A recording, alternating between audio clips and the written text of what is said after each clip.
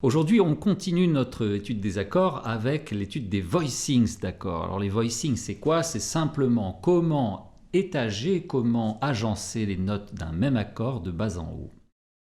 Alors on parlera bien sûr à cette occasion de la technique des drops.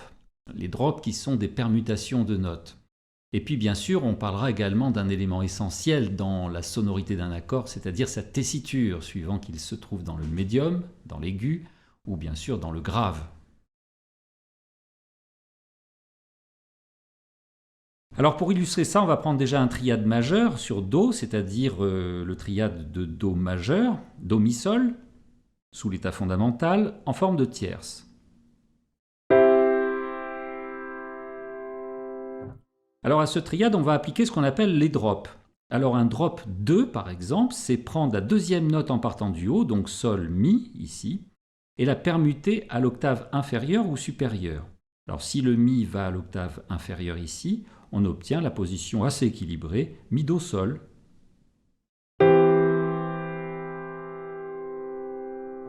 Si le drop 2 se fait à l'octave supérieure, c'est-à-dire le Mi passé à l'octave supérieure ici, nous obtenons une position aussi équilibrée Do, Sol, Mi.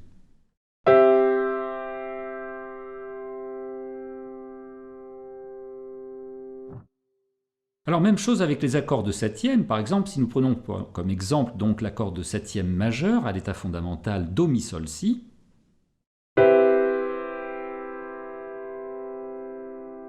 On peut avoir un drop 2, c'est-à-dire la deuxième note en partant du haut, c'est-à-dire Si Sol. Le Sol va être permuté soit à l'octave inférieure et donner la position Sol, Do, Mi, Si.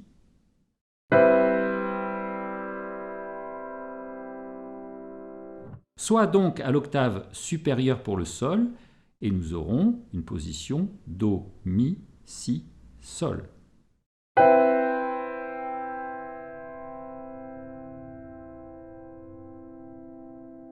Alors on peut combiner ici le drop 2, c'est-à-dire le Sol qui est passé à l'octave supérieure ici, avec le drop 3. Drop 3 en partant du haut, Si, Sol, Mi, c'est le Mi qui va passer à l'octave supérieure et donner .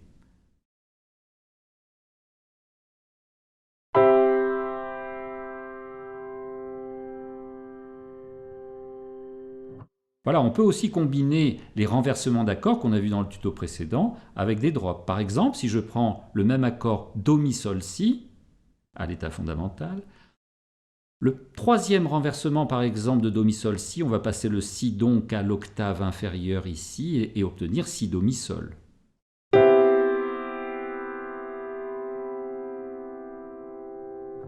Et je peux combiner ceci, ce renversement, avec un drop 2. Par exemple, le drop 2 de Si, Do, Mi, Sol, c'est 1, 2, c'est le Mi qui va être permuté à l'octave inférieure et donner l'accord Mi, Si, Do, Sol.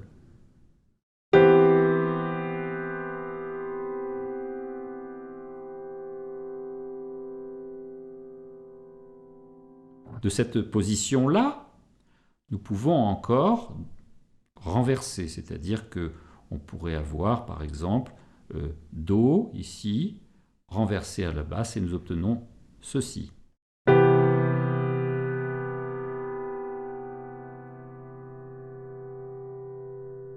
Voilà, alors avec l'accord majeur, puisque c'est l'exemple que nous avons pris, il y a une position qu'on va éviter, bien sûr, c'est lorsque la fondamentale, le Do, va se trouver au-dessus de la septième, le Si. Par exemple, Si, Mi, Sol, Do.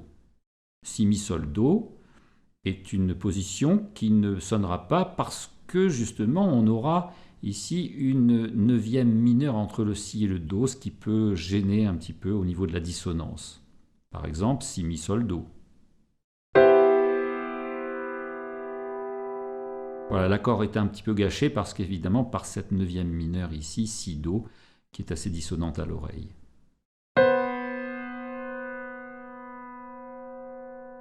Ceci est valable que pour l'accord majeur, évidemment, puisque si nous avons un septième de dominante, un accord de septième de dominante, Do, Mi, Sol, Si bémol, par exemple, Si bémol, Mi, Sol, Do marchera très bien.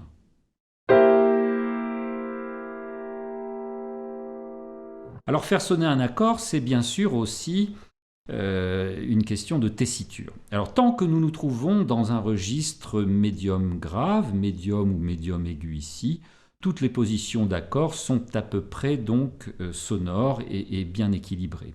Ce qu'il faut éviter, c'est d'avoir effectivement ici par exemple une tierce et puis là-haut do-sol, do-mi en bas, do-sol, parce qu'on le voit ici dans cette position, il y a un gap au milieu et l'accord évidemment sonne un petit peu creux.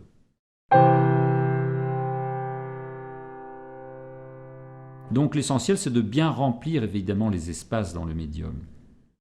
Alors lorsqu'on se trouve par contre dans le registre grave ici, le problème est tout autre parce que, évidemment, dès qu'on dépasse le Do, il y a des intervalles évidemment à éviter dans le grave parce qu'ils vont sonner confus. Ainsi, on va éviter par exemple les tierces, les sixtes, les septièmes, les dissonances en général, les secondes, etc.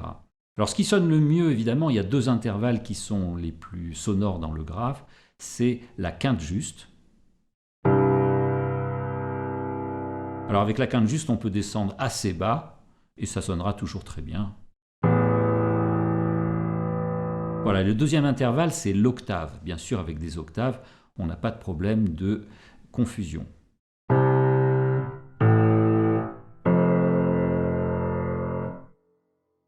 Alors, lorsqu'on va donner par exemple un accord parfait, comme celui que nous avions do, mi, sol dans le grave, on va éviter évidemment à ce registre-là. La limite, on la fixera à peu près à ce do C1 ici. Donc le do, mi, sol ici, à l'état fondamental en tierce, est tout à fait acceptable. Mais si on le fait à l'octave inférieure, à ce moment-là, on n'a plus de sonorité, l'accord devient confus.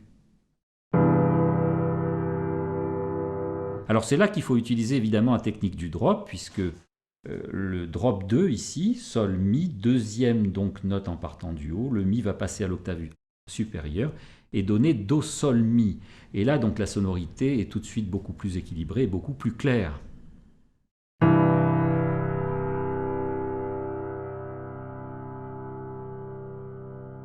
Voilà, ce qu'il faut éviter, évidemment, on peut avoir une basse seule et avoir ici, par exemple, do à la basse et mi sol ici. Ceci reste tout à fait sonore et bien équilibré. Par contre, on évitera évidemment d'avoir do, mi en bas la tierce, qui va sonner très confuse, et puis un sol tout seul ici.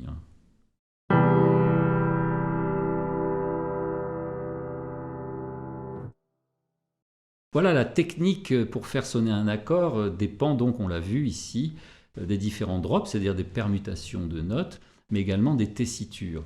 Donc on a vu que dans les registres médium et aigus, donc le problème ne se pose pas, mais que dans le grave, évidemment, il faut faire attention à avoir des voicings assez équilibrés, notamment qui comprennent au moins une quinte ou une sixte. Voilà, si vous appréciez nos tutoriels, merci de nous laisser un like, de partager, de commenter. Vous pourrez vous abonner à la chaîne Music Classroom pour ne manquer aucune nouveauté, ou encore visionner la playlist de toutes les vidéos concernant donc ce même topic, et enfin télécharger les e-books et les exercices correspondants pour une formation musicale complète. Voilà, tous les liens directs sont en fin de description de vidéo. Quant à moi, je vous remercie de votre écoute et à très vite.